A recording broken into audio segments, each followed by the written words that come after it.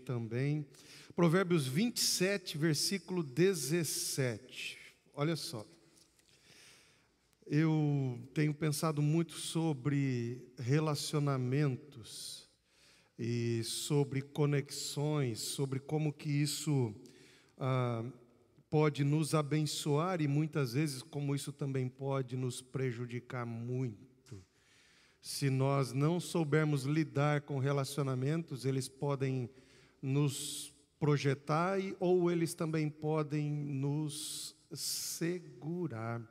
Provérbios 27, versículo 17. Assim como o ferro afia o ferro, o homem afia o seu companheiro. O ferro afia o ferro. Mantenha sua Bíblia aberta, olha para mim, por favor. Uma das imagens que eu tenho gravadas do meu avô, dentre as muitas boas imagens que eu tenho gravada dele na minha mente, é o meu avô com uma lima afiando o machado e afiando a enxada.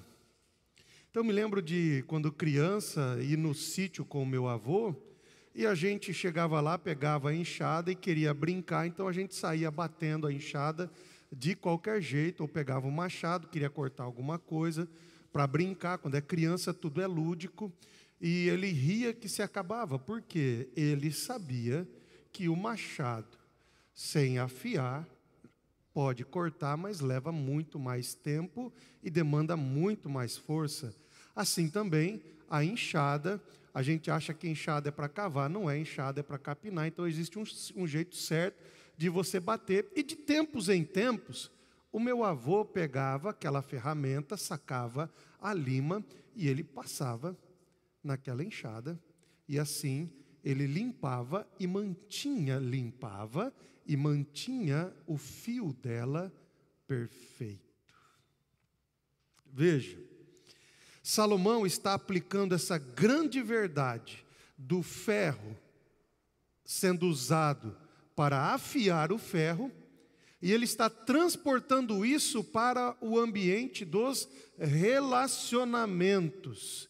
Assim como o ferro é usado para afiar o ferro, assim também as pessoas são usadas para aperfeiçoar as pessoas. Quem não gosta de conviver com pessoas precisa repensar isso, porque nessa diversidade de relacionamentos, de opiniões, de comportamentos, é que nós crescemos. Aleluia? Relacionamento não é só feito com quem gosta da gente. A gente cresce não só com quem bate nas nossas costas e diz, você é o cara, ou você é a pessoa. Não, você vai longe. Relacionamentos são construídos com quem olha para a gente e diz, eu, se fosse você, tomaria cuidado com isso daqui. Veja, nem todo atrito nos relacionamentos é ruim, gente. Quero conversar com você para tentar levar eu e você, nos levar a um ambiente de maturidade no que diz respeito a relacionamentos. Nem todo atrito no relacionamento é ruim. Nem todo atrito no relacionamento matrimonial é ruim. Nem todo atrito nas amizades é ruim. Esses atritos, muitas vezes, nos ajudam a crescer como homem, como esposo, como amigo, como profissional, e assim vai. A presença de atrito pode significar aperfeiçoamento, desde que haja sinceridade e verdade. A presença de atritos, ela pode nos levar a uma maturidade desde que haja sinceridade e verdade. Por outro lado, a ausência de atrito não significa que tudo vai bem. Pode significar apenas que é bajulação. E quem bajula você te impede de crescer. Nem todo mundo que tem atrito com você quer o teu mal, e nem todo mundo que bajula você quer o teu bem. Quem está comigo aqui, gente? Veja, vamos conversar um pouquinho nessa noite sobre o que a Bíblia nos ensina acerca dos relacionamentos. E eu vou chegar ao final, você vai entender. Eu quero conversar mais especificamente sobre o valor do perdão. Todo relacionamento constrói um ambiente, constrói uma atmosfera. Todo relacionamento constrói um ambiente, e isso pode ser bom ou pode ser ruim. Tem relacionamentos, gente boa, que são como uma tempestade que vem na nossa vida e arrasa tudo, destrói tudo, leva tudo que a gente semeou ao longo de um tempo, sabe, leva tudo que a gente demorou muitos anos para plantar, para semear, para cultivar. De repente a pessoa entra na nossa história e meio que varre tudo isso que a gente levou anos para construir. É como se fosse uma tempestade. Eu estava assistindo ontem com as minhas filhas um filme muito bom, sugiro para você, O Menino que Corria Atrás do Vento, um filme maravilhoso, e ali mostra na África um pai lutando para que não vendessem as árvores, porque o que impedia a chuva de varrer toda a plantação deles eram as árvores. E o filme mostra muito bem isso. Tem chuva que vem e leva tudo. Tem gente que vem na nossa vida e parece que só vem para promover uma destruição na nossa vida. Você já viveu relacionamentos assim? Você já viveu relacionamentos profissionais assim? A pessoa não valoriza você, não valoriza o que você constrói, não valoriza a sua história, não valoriza o que você levou anos semeando. Você já viveu amizades assim? A pessoa chega de repente na sua vida e você passa a confiar nela, e você abre seu coração e expõe. Toma cuidado, povo de Deus, com quem você abre a sua vida. Toma cuidado, dona, com quem a senhora expõe o seu coração, porque nem todo mundo vai ter cuidado a lidar com aquilo que você expõe. Mas tem gente que entra na nossa vida e é como chuva em tempo oportuno.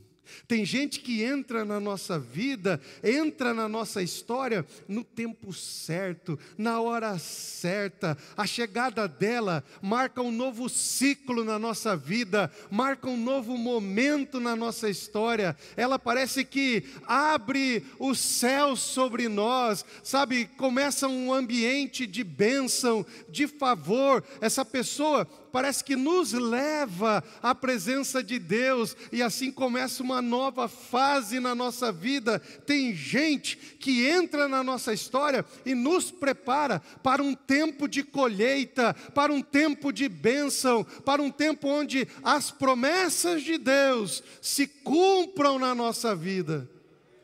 Tem gente que é chuva na nossa vida, irmãos, molha a terra, quebranta o coração, torna o coração mais fértil, nos leva para mais perto da presença de Deus. Tem gente que é bênção na nossa vida. Essas pessoas são um presente de Deus para nós. Elas são enviadas da parte de Deus. Pode ser um amigo, pode ser um chefe. Eu me lembro de uma vez passar um momento difícil na minha vida. Foi quando eu me converti, e um amigo foi uma dessas pessoas. Ele chegou para mim e disse: Fábio, você não é o que você está querendo ser. Eu te conheço. Vamos na igreja. Irmãos, tem coisas que eu não... Sabe aquela época revoltado de jovem, assim, que você fala: vou virar num chapéu velho? Sabe? Eu também tive essa fase revoltos da vida. As adolescentes aí fecham os olhos, os ouvidos, principalmente as minhas filhas. Mas eu já tive essa fase revoltos da minha vida. E aí um amigo chegou para mim e disse: Fábio, vamos para a igreja. Irmãos, começou uma nova fase na minha vida, começou um novo momento, um ambiente diferente se estabeleceu na minha vida. Eu fui para a igreja e nunca mais saí, e é por causa dele que hoje eu estou aqui, porque ele foi um presente de Deus na minha vida.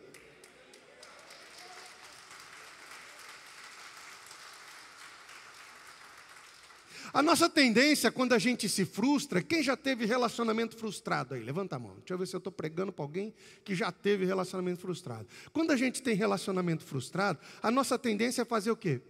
Se fechar. Pô, já confiei. É ostracismo. É a gente se fechar. A gente fala: não vou confiar em mais ninguém. Abri meu coração, o cara expôs para todo mundo. Então agora eu não abro mais. A tendência é a gente se recolher, retrair, não confiar em mais ninguém. Mas aí eu pergunto para você: será que este é o melhor caminho? Será que é isso que Deus deseja para a gente? Por causa de experiências frustradas com pessoas, é a gente abrir mão de novos relacionamentos que podem ser conexões abençoadas que nos levarão ao nosso propósito, ao nosso destino. Então, quando eu peso as frustrações que eu tive com relacionamentos e peso a beleza de novos relacionamentos, de conhecer novas pessoas, de me conectar com novas realidades e de também ser uma bênção na vida das pessoas. Então, irmãos, quando eu peso essas duas questões, a frustração de relacionamentos ruins no passado e a possibilidade de relacionamentos abençoados e abençoadores no presente e no futuro, então eu decido construir novos relacionamentos com novas pessoas e assim gerar um novo ambiente na minha vida. Ao nos fechar, nós podemos estar perdendo, guarda isso no seu coração, ao nos fechar, a gente pode estar perdendo conexões importantíssimas, com um potencial enorme, pessoas enviadas por Deus para inaugurar uma nova estação na nossa vida. Tem gente que são verdadeiros libertadores. Outro dia eu vou pregar sobre isso. Tem gente que Deus coloca na nossa vida como libertador. Você olha para a Bíblia e vê uma mulher e sua nora voltando para Belém, voltando para o povo de Deus, e de repente Deus faz com que um homem cruze a história de Ruth, e aquele homem torna-se um libertador na vida dela. Noemi, que antes dizia: a minha vida é amarga por causa de Boaz, o Senhor restaurou a sua alegria, restaurou o seu júbilo, restaurou o seu direito. Tem pessoas que são libertadores na nossa vida. Outro dia eu falo sobre isso. Então a gente precisa aprender a se abrir. Todo relacionamento carrega o potencial de construir uma nova estação. A igreja é esse ambiente, gente boa, aleluia. A igreja é este ambiente. Você encontra com pessoas aqui e de repente você começa a construir relacionamentos, conhecer pessoas. Os relacionamentos começam a frutificar e a gente começa a experimentar uma nova fase, um novo tempo, um novo momento na nossa vida. Quantas pessoas chegaram aqui e a gente começou a conversar, começou a se relacionar e Deus mudou a história delas, irmãos. Se mudou a história lá atrás, muda a história hoje também. Gente boa, primeira lição: todo relacionamento constrói um ambiente, uma atmosfera. A gente precisa estar atento a isso. Segunda lição: todos nós precisamos aprender a superar as frustrações. Todos nós precisamos aprender a superar aquelas traições. Assim como o ferro afia o ferro, o homem afia o seu companheiro. Atritos são necessários, traições são opcionais. Atritos nos fazem melhorar, traições tentam nos derrubar. A grande questão a ser escolhida, a ser decidida, e nenhum de nós está isento disso. A grande questão que nós precisamos definir é como nós vamos viver desse momento em diante. E aí eu encontro um grande exemplo para nós, que é praticamente um modelo de Cristo Jesus no Antigo Testamento. Um homem que a sua história, a sua trajetória é um reflexo singular do que Cristo fez no Novo Testamento. Todos nós éramos inimigos de Deus, inimigos de Cristo, considerados como pessoas que traíram, mas Cristo Jesus nos amou e nos perdoou quando nós ainda éramos inimigos da cruz. Eu estou falando de José. José é para mim e para você um exemplo a ser seguido. Abra sua Bíblia, Gênesis. O próximo versículo, que acho que é Gênesis 43, eu acho. Deixa eu só lembrar aqui, gente boa. Não.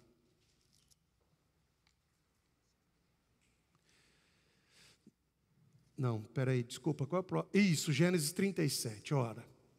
Israel gostava mais de José do que de qualquer outro filho. Presta atenção no texto. A gente às vezes lê a Bíblia e não presta atenção no que a gente está lendo. Ora, Israel, que é o pai, gostava mais de José do que de qualquer outro filho, porque lhe havia nascido na sua velhice. Por isso mandou fazer para ele uma túnica longa. Quando os seus irmãos viram que o pai gostava mais dele do que de qualquer outro filho, odiaram-no. Por que José foi odiado pelos seus irmãos? José foi odiado pelo simples fato de ser amado pelo pai.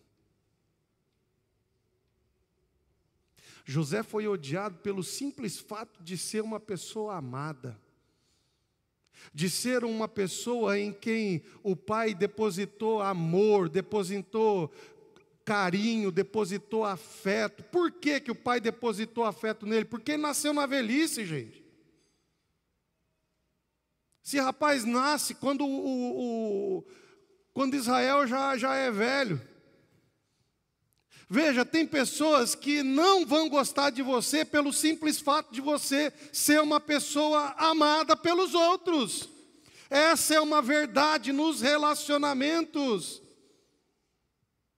Tem pessoa que não vai gostar de você pelo simples fato de você carregar em você algo que Deus depositou em você e não depositou em mais ninguém.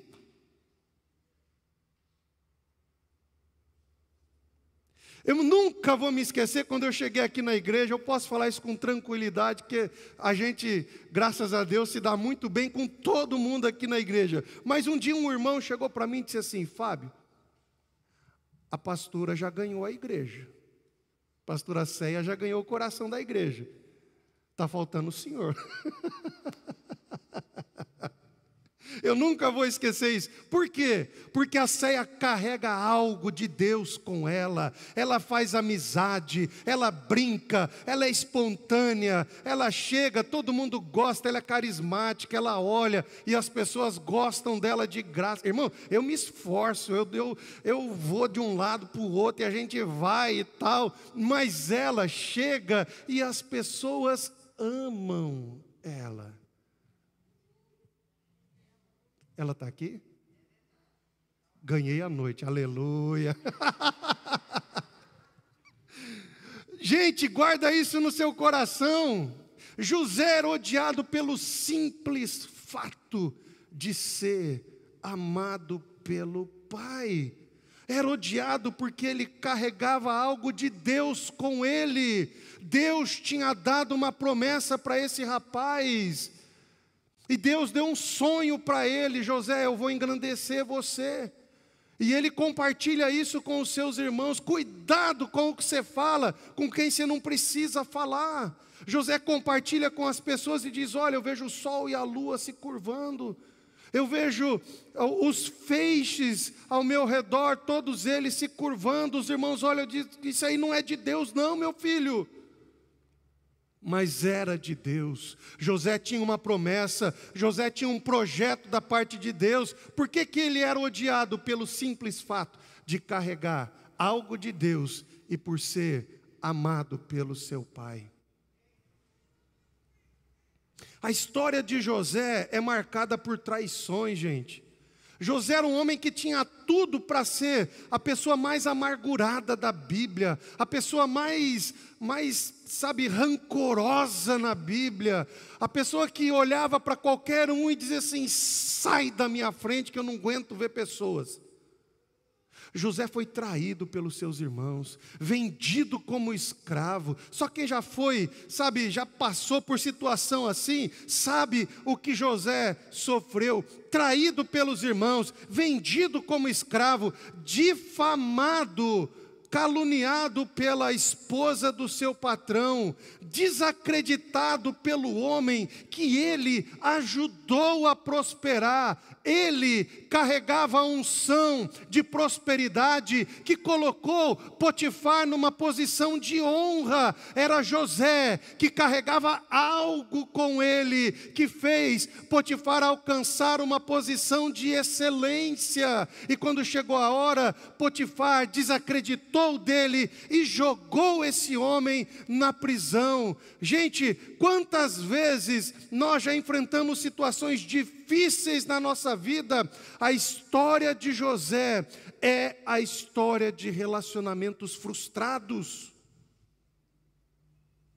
de relacionamentos ruins, que tinham tudo para fazer com que esse jovem, com que esse homem se tornasse uma pessoa amarga, desacreditado, fechado para novos relacionamentos. Mas José não se tornou essa pessoa. José, a despeito de todas as traições, José continuou acreditando nas pessoas. José continuou servindo pessoas. E numa dessas situações em que José serve alguém, essa pessoa num dia se lembra dele e diz: olha, eu conheço um cara que carrega um negócio de Deus. Eu conheço alguém que carrega algo diferente. Faraó, esse homem você precisa conhecer, porque ele vai te dar a revelação do teu sonho. E de repente, irmãos, numa dessas situações, José é levado à presença de Faraó, porque José nunca desistiu de perdoar pessoas e de não deixar o seu coração ser um coração amargurado. Numa dessas pessoas que José serviu, essa pessoa o conectou com o destino que Deus tinha para ele.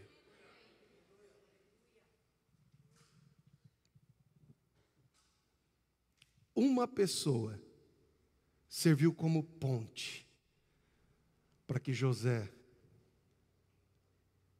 atracasse no porto que Deus tinha preparado para ele desde a sua juventude. José tinha tudo para ser uma pessoa amargurada, mas ele decidiu olhar para frente, ao invés de ficar remoendo o passado de traições que ele viveu. José decidiu olhar para aquilo que Deus tinha para ele, ao invés de ficar dormindo noite e dia com aquelas pessoas que machucaram, que traíram, que ofenderam, que disseram que não era verdade, que prejudicaram, que o lançaram no calabouço, que desacreditaram da sua palavra. José decidiu olhar para frente. E aí nós chegamos no último texto que eu tenho para essa noite. Gênesis 45, versículo 5 e o versículo 7. Se você tem a sua Bíblia e deseja marcar esses textos, anote aí. Agora, olha só o que José diz. Agora, não se aflijam nem se recriminem por terem me vendido para cá. A história está terminando. José está se reencontrando com os seus irmãos. José está se reencontrando com aqueles homens que traíram, com aqueles homens que o venderam, com aquelas pessoas que odiaram ele, pelo simples fato dele carregar dentro de si o amor do seu pai e algo que Deus havia depositado nele. Gente, quando eu olho para esse texto, por isso que eu falo para você, esse texto, essa figura, José, é uma representação de Cristo. Quando o Senhor é levado na cruz e Ele olha para todo mundo zombando, Ele olha para os seus discípulos que o haviam traído, que o haviam deixado, Ele olha para todo mundo e diz: Pai, perdoa, porque eles não sabem o que estão fazendo. José olha para os seus irmãos e diz: não se aflijam, nem se recriminem por terem me vendido para cá.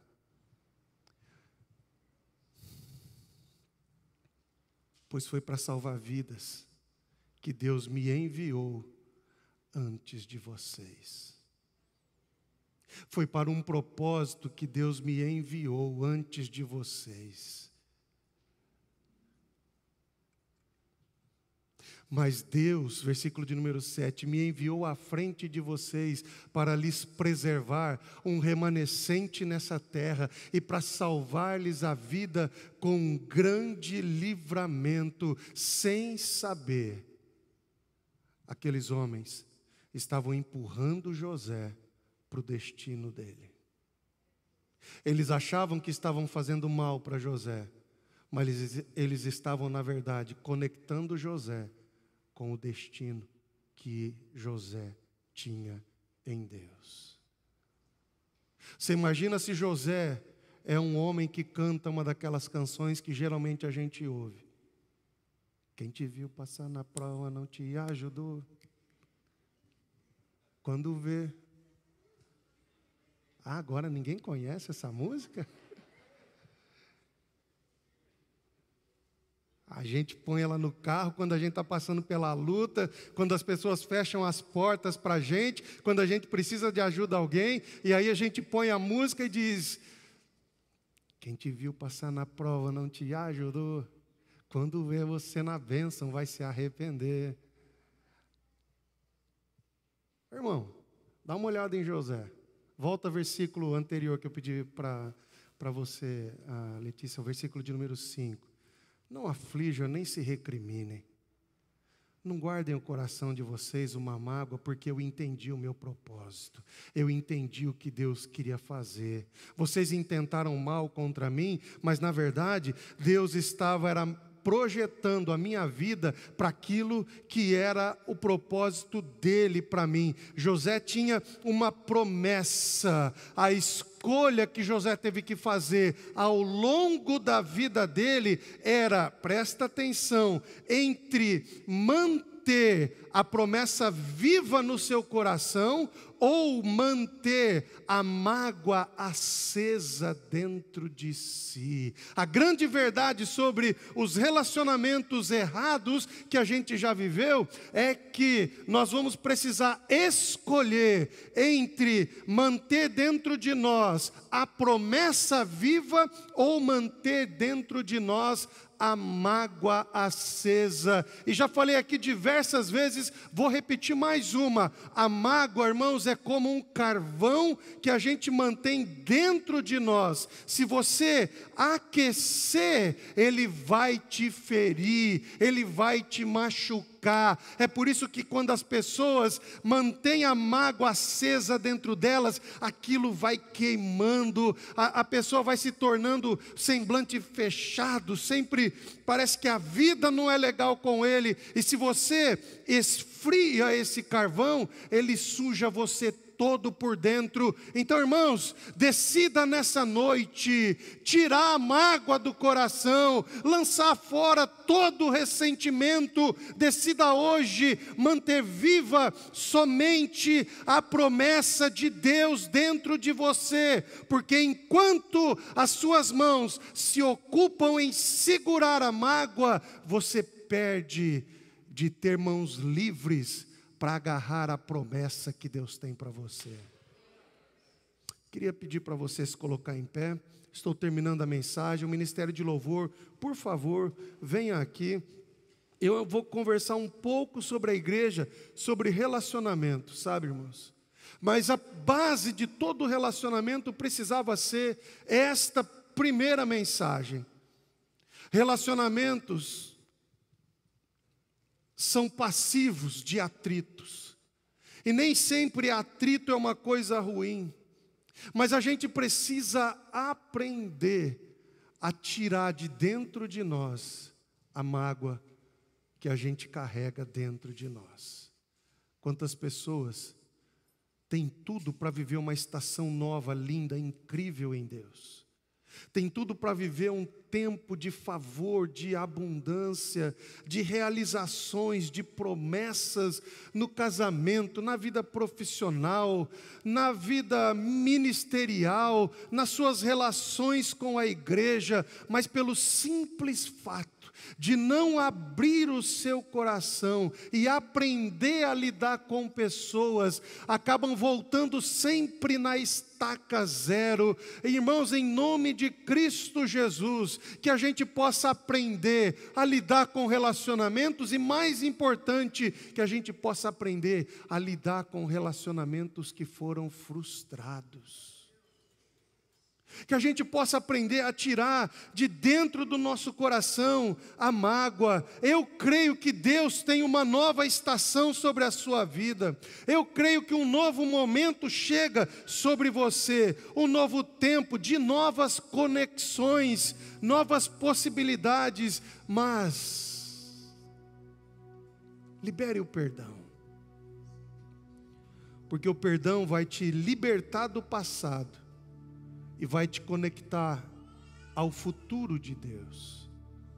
O perdão vai te libertar do passado e vai te conectar ao futuro da promessa que Deus já fez. O tempo é hoje, irmãos. O tempo em que a gente decide ficar firme nas promessas e liberar o perdão é o presente. É hoje que nós decidimos. O perdão derrota o inimigo dentro de nós, que nos impede de alcançarmos as promessas. Relacionamentos transformados, conexões abençoadas. Uma nova estação chega sobre a sua vida. Libere o perdão. Nós vamos adorar a Deus e depois eu venho para orar com você. Feche os teus olhos, vamos adorar o Senhor.